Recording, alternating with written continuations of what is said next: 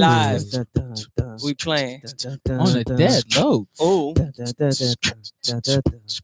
okay. We got Timberland here. We need the baby John.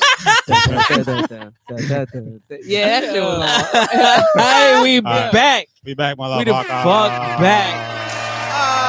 We still with JayRon. Right. Hold up. He started drawing, so we start drawing too. Right. Right, we back. All right, so what we want to do is we want to get into this like music shit, bro. But like to now, we understand that you done broken down the basis and what made you JayRon, right? Things you And went through, right? The whole like experience and what made you today what you are today, right? Yes, sir. All right, so like I asked earlier, and it was kind of like out of place, and because I was trying to figure shit out. But what the fuck was your first recording session like? Like I can't imagine that. Like what was that as like you? My first recorded session was. We talking about like real studio or just recorded? No, real studio with people watching, and you like, oh shit, I better perform. My first time in the studio, my so this guy he was like my OG, I guess. He was, he wasn't that much older than me, but he was older, and he was recording in this guy's basement. And actually, shout out to my man Mike Czar. Actually, right, like us now. Yeah. We were in the basement, Yep. and he took me to my first ever studio session, like where I saw the board and like the the real engineer that could record and like put all the plugins and stuff on your voice. So he actually wrote the first hook that I ever sang. So you remember it? Damn, no, not He to put said you on no. the spot. If I wish I did. That joint was a banger too. We used to bump that joint, probably his ass, but now looking back, but it was hot to us. But we had I did that joint, and then we upgraded. Well, he upgraded to a studio in Pottstown. So I went to the studio in Pottstown. I forget what it was called, but it was an African guy, looked like Usher. And he had the studio up there. So that was the first time I recorded in like a studio that wasn't somebody's house, and like wasn't like in the basement or something like that. It was it was in a building. You know what I'm saying? You walk up and they had like a booth and all that shit. So that was when I was 16. I was 16. Man, so you was like still a baby. Yeah, that's crazy to think, Super right? good. So like they put you in that predicament, and they said, "Listen." Yeah, he was just like, "Man, you can sing, man." He was like, "I got these hooks, like I be writing." He was like, "I'll write the hook, you just sing it." Right. And I was like, "All right, bet." You know what I'm saying? Whatever, fuck it. Like, So since you was singing written hooks at first, what got you into songwriting? So I met this. So fast forward, I met this Colombian guy. His name's Sebastian. And me and him, that's who I wrote my first record with. It was called Hey Mamacita. It's funny as shit. But the whole neighborhood knew this song. Like this was like, you know what I'm saying? This was like one of the, you know what I'm saying? Like it was just like the popular kid in school making the song. Finally like got something recorded. It was in somebody's basement, but this guy was like an audio engineer. He went to school for this shit, so like it kind of sounded a little better. Right. There was no auto tune on this shit. Like vocals were dry. It sounded good at the time, but like if I heard this shit now, You'll be so mad. Oh my god, I'm gonna look. You start blushing and shit like bro, that. This shit, Yo, bro, hold the fuck up. I would be dog. scared as fuck to play that. Don't shit. play. And you it. still know Why it? not? We could throw that shit on the Bluetooth, bro. You know, we can if I all find, listen to it. if I find it, I will definitely. How you gonna that. find that? It might be in my email somewhere. No way. No, bro. fuck it. How long ago was that? I was 16, man. I was 16, 17. That was 7 fucking years ago. Yeah, I don't know. 6-7 years ago. I don't know. You can find it. If it's there, then we want to hear That'd that. be lit. Yeah, yo, if he can find that shit, we can hear it. we can hear a rough draft of fucking JayRon before he started polishing shit. I gotta really look. I gotta really look for it. Yeah, you gonna have to dive all the way Yeah, in. yeah, that joint. But yeah, that joint was crazy. And we had this other song, uh, "If I Was Your Man." That joint. That one was like when I got a little better. He played the guitar on that joint, and You did all the writing. yeah, I That's did all the what's up. writing on that joint. But it was never, it was just playing around at the time. He was a DJ from Columbia, so like he had come to our school, and we linked up to do some music. But that was the first time I'd ever kind of experimented. But we were so like busy fucking like you mean just like we was just in up to no good. So that shit, Yeah. I wasn't really taking it seriously until it came time to graduate. And I'm just like, What I'm gonna do? Yeah, what am I doing? What, I'm saying, can I make this a profession? Like, and What you think triggered you into that?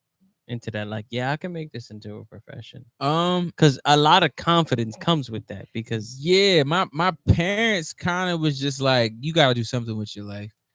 And for me, it was honestly, I was honestly considering, like, sports had passed away for me. Like, it was late. Mm. So I was honestly considering, like, just really being in the streets heavy. Like, I had connections, I had, you know, the kind of the groundwork, and moving to the city. My parents were like, you gotta go to college. So like, Mm. I was just like, wherever I'm gonna go to college, I'm just, I gotta figure out how to survive Right. on my own. You know what I'm saying? Right. I don't have no job. I don't have nothing. You know what I'm saying?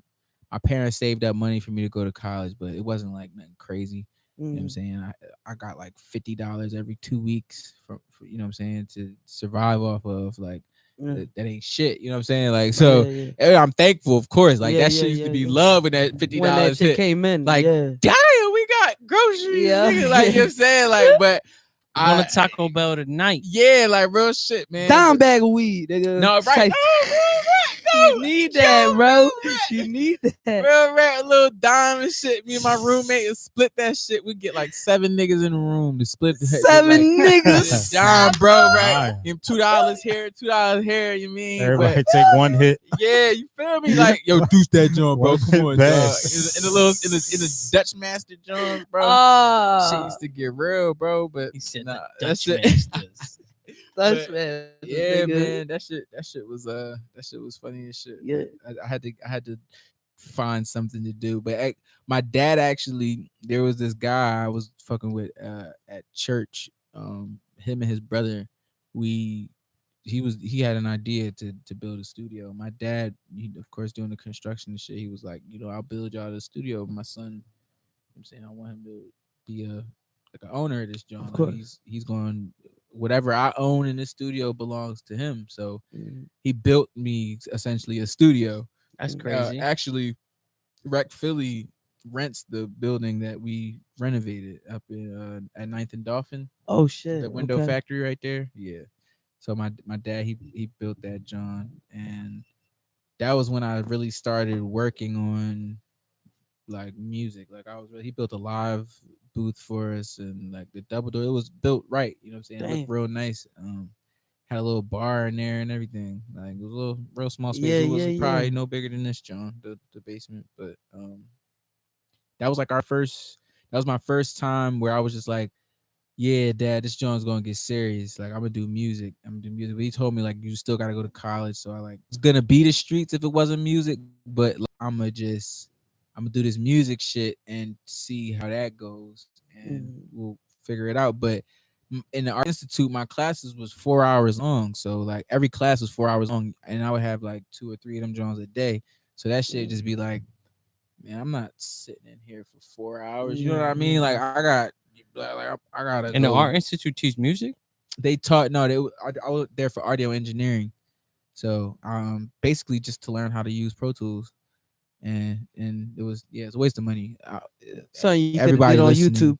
Huh? Something YouTube could. Yeah, you could have learned it on YouTube. I honestly, what I was going to school to learn, I started recording myself about 2 years ago, and I learned everything they was going to teach me in 4 years. I learned in 2 weeks. And What's crazy is Wow. you would Yeah. never think, right? Yeah, it's crazy. But my brother, uh-huh. with the Art Institute. For real? Yeah, Program? program For with the real? Art Institute Yo, we're like like this long. yeah, no, I He was literally like, "I'm is out." yeah, it So was he told me, right? It was basically he said, "I saw this little Asian kid who came, spoke no English, understood English. They said, okay, we need you to draw this guy,' and they would dress the bull butt ass naked. Bull would be butt ass naked, and they would put him in a position. And it's basically so you can know angles and know how to draw people Yeah. from certain angles, Pause. right? I mean, the bull was sitting here, right, like with his hand out, right, his left hand out straight, yeah. and his right hand up, like in an arch type shape, Uh-huh. and you would have to draw that. So he said, bro, I sat there and I drew him. And I thought, like, like I'm drawing the hottest shit. I just heard program. Right. And then he said, I would turn to the left and there's this little Asian kid who was drawing armor on the guy. By the time I was Yo, Daddy. like he was drawing the bull looking like Spartacus. Big game. nigga a whole set and Shout outs shit. to Right. program. Right. This Yo. nigga still tracing out the arms. All right. Right. He's still trying to figure this. He's still trying to sketch it. Big ass fingers. This nigga making him look like a gladiator and shit. He drawing fucking What's Goku and crazy shit. what's crazy is shout out to Algade, right? I miss you, bro. What's crazy is shout out to Algade. One of the young boys that went to school with my brother is literally one of the hottest. Literally, he puts everything. If you look at my laptop, right, the money makers John right there, that's all him. The one of the boys that sat there and completed the course, became one of the hottest graphic engineers in fucking Puerto Rico. And anybody who needs a Hey. graphic, bro, They if go to anybody him. knows, right, anybody knows Medalla. Medalla is the hottest beer in Puerto Rico. It's fucking basically water with a little bit of alcohol in it. Oh shit. But motherfuckers drink it, Yeah. right? Yeah. It's the hottest beer out there. Anything that comes through Medalla, and maybe I'm speaking out of turn because maybe I don't know, but from what I know, Yeah. he'd be like, I did that, I did that, I did that, I did that, I did that when we was over there in the Damn, island, that's bro. crazy. Crazy, right? That's wild. And he went to Art Institute. But a lot of people went to that school, man. Like it's shutting down right now because they're crooks. But it's I mean, crooks for sure. Yeah, bro. They was stealing. But I mean, it's it's come with the game. It's all colleges. Right. So all right, JayRon, you come into the situation when you know how to sing, Mhm. you believe in it. Where we at now with it? You literally trying to make money off of this? Like where we like? What is the next step for you? Like, well, okay, I don't know who you became a writer, who you became a writer for. Where are we at this point where you're like, fuck, I'm established. I know I can sing. I know I can do it. What's next for you? At this point right now, I'm fully behind the scenes guy. Like just writing, vocal production, performance coaching, vocal coaching, just anything along, and just like overall, just like star coaching, like teaching people how to be a star, like how to carry yourself, like when you're at interviews and when you're in public, you know what I'm saying, and really taking on the identity of being, because the mystique is gone, like in terms of like the artist, like Thank you, Instagram. yeah, Yep. yeah, Social media. yeah, completely fucked it up. So it's just like still being able to put that mystique on is another skill that needs to be developed in today's, because people would say that the artist development aspect of the game is missing, like they don't really do that in labels anymore, which is cool. They they gotta save their money, that's cool, but another avenue opened up. So you just you evolve with the time. You still have to be developed. You just got to figure out what it is now. So now instead of somebody teaching them how to hit a move on stage, now it's like how do you what to post as content, like maybe what song to record as a video, what would go viral if you do it, you know what I mean, like little stuff like that, like kind of putting little plays together. So I just started really doing that, but mainly the main thing is vocal production and writing. So I've been working with the Ciangi twins. That's Danny Garcia's little sisters. This group called Girl Chat. They're from Philly, but they operate out of Atlanta. They're signed to a guy named Fly Tie, and they got a deal like a joint joint with Epic Sony. So I got them. Mylesia, I did vocal production on her project that just came out, and I wrote like 2 songs for her, but we they'll come out later, and that's like sis, like her mom like helped me a lot in the industry. It's 12 o'clock. Just put me damn. And it's 12 o'clock. Well, yeah, there you go. I But was what there. what motivates you to write a song? You know what I mean? The beat. That feel. gets tricky. Like that gets tricky. So I've been in a lot of like I haven't been in a lot of like I've been in a lot of crazy situations, but I haven't like experienced. And I can't really say that because I've experienced a lot, but I don't think that I've experienced enough to be able to write records that are globally recognized. You know what I mean? If that makes sense. Okay. Like I've lived a life of a 24-year-old and probably experienced more things that than people would experience at that age, but I still haven't like there's things that I haven't understood, and maybe I have experienced them, but I just don't. You feel I like don't your pen still didn't catch up to the shit that you've been through? No. Like I'm still developing. I feel like I'm. What do you think hindered that? Hindered the fact that the song is gonna be like boom. I think it's just I think it's honestly just my experiences. Like I just have to experience more shit. Like all I've experienced is I experience like being from the islands. Like that shit, it helps you experience. You got like a different culture. You can see a different culture. You know what I mean? So like you experience in other things, but it's it's similar. Like it's the same shit pretty much as everybody over here. So it's not really that much different. It's not like, but whatchamacallit, no, what was I about to say? I forget. What I was about to Brain say. fart. That refresca, like just It's kicked hitting in you. Hey, listen. All after right. the fourth All one. right, let's jump into. You said you were with the what was it? City Girls, Oh Not no, girl chat. Girl Chat. You were with the City The Girls of Ciangi Poppin', twins. right? Ciangi twins. How Yeah. did you reach that point where you can help them as developing purposes and developing wise? How did you reach that point? So I was in a group called Brotherly Love before, so that kind of helped me. I worked with a guy named Mr. Holly. I trained with him for like 4 years. I was with him a little before I joined the group as well, and training with them, like doing shows and kind of being the artist, like that is what helped me develop the ability to like teach other people, because we used to have to, me and this other guy, me, Rel, and Joe Lil, we really were like, we were the like, I guess like the coaches within the group. Like Rel was real big on like the tempo and like certain dance hits, and like Joe Lil was real anal about notes and keys and stuff like that, and I was real anal just about the overall like everything, just the look of everything, you know what I mean? So we had to teach each other, so I learned from that experience, so I was able to bring that over to like when I started writing for the twins and stuff. They were younger than me, so How you met them?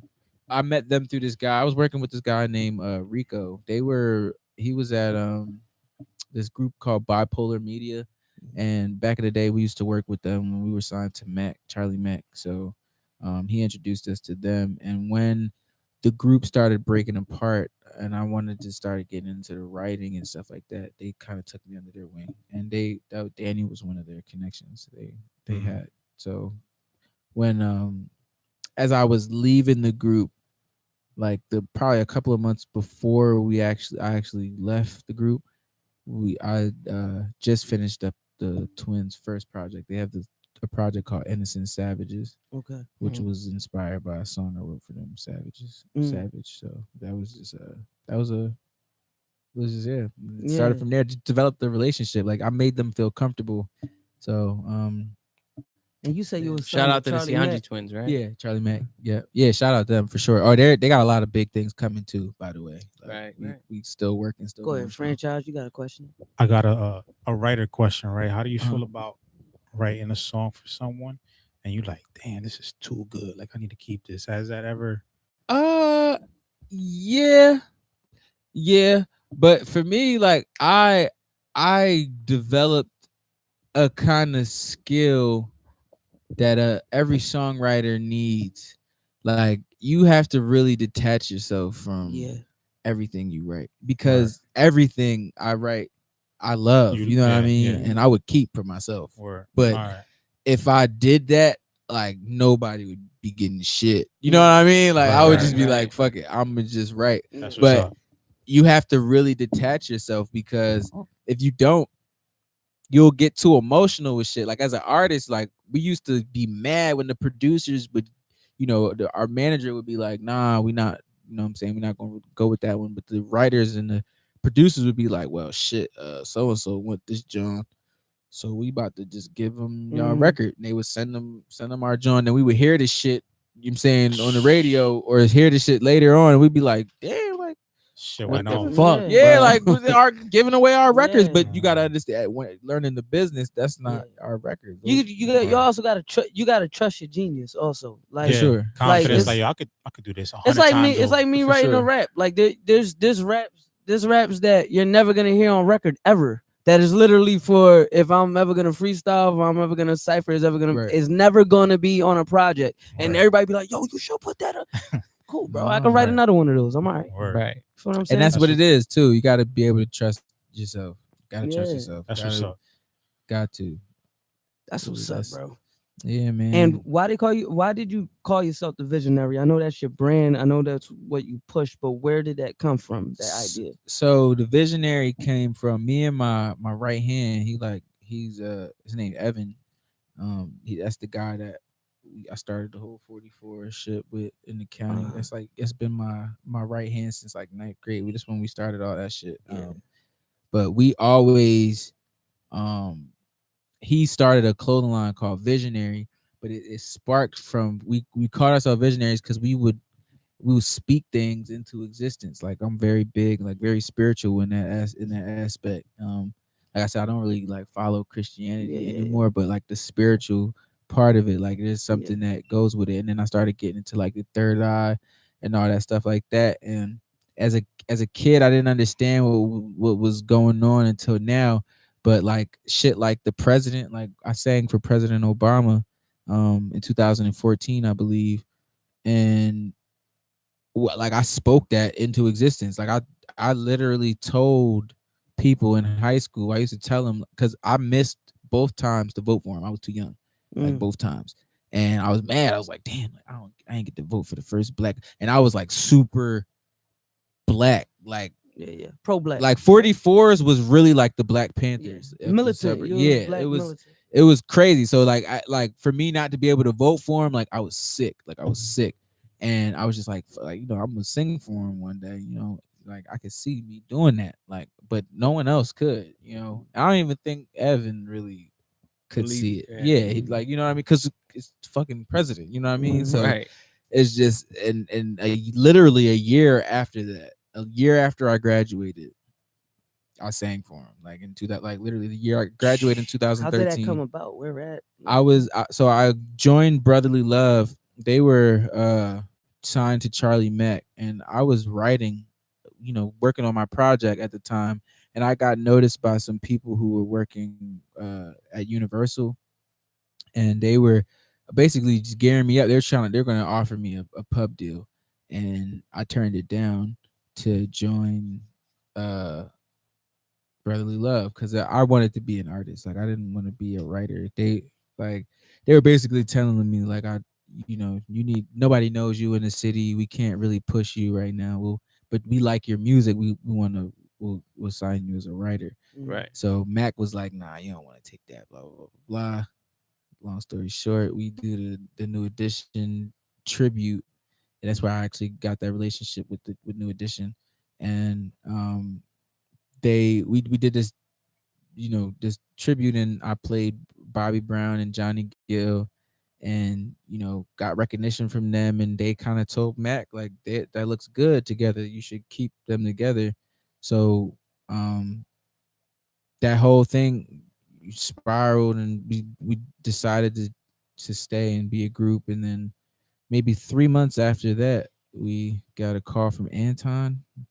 This guy, he's like I don't know if he's like an activist. I don't know if I call him. He's kind of like an activist. He's like real heavy in the community, like in South Philly. You know who Anton is? Yeah. And he I think more. Anton, yeah. Anton Moore. So he shout out to him. Big shout out to him. He calls Mac up. I want the boys to sing at the Tom Wolfe rally.